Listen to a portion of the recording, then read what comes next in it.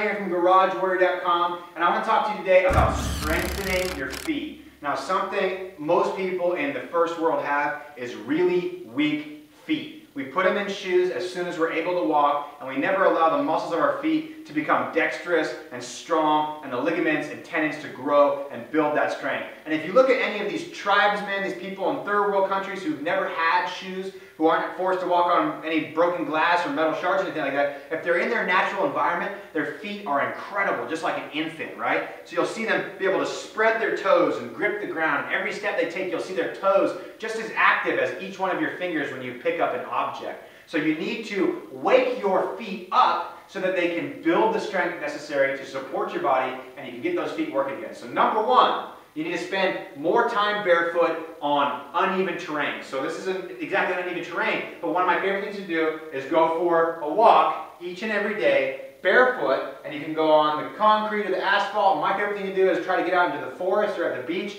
and walk so that your feet have to adapt to an environment. And that's a great way to wake your feet back up and slowly over time toughen them up to more complex things like barefoot running and so on and so forth. So walk barefoot as often as you can, but ease into it very slowly. If you have any sort of foot pain, don't push it. Put your shoes back on. Ease into it very, very slowly. Another thing you can do to strengthen your feet is start training barefoot. So when you're doing things like squats and deadlifts and some of your training, start training barefoot. The only time I would say don't train barefoot is when you're doing really explosive things like the Olympic lifts that require, for most people, a pair of shoes. So make sure that you want to do that if you're doing Olympic lifts. Now, finally, how do we strengthen the feet? Well, we can do dexterity drills with them, and I'll show you a few ways you can do this. One is with a piece of paper, right? So what you can do is put your foot right on the piece of paper and see how far you can spread your toes out, and then see if you can squeeze them toes in.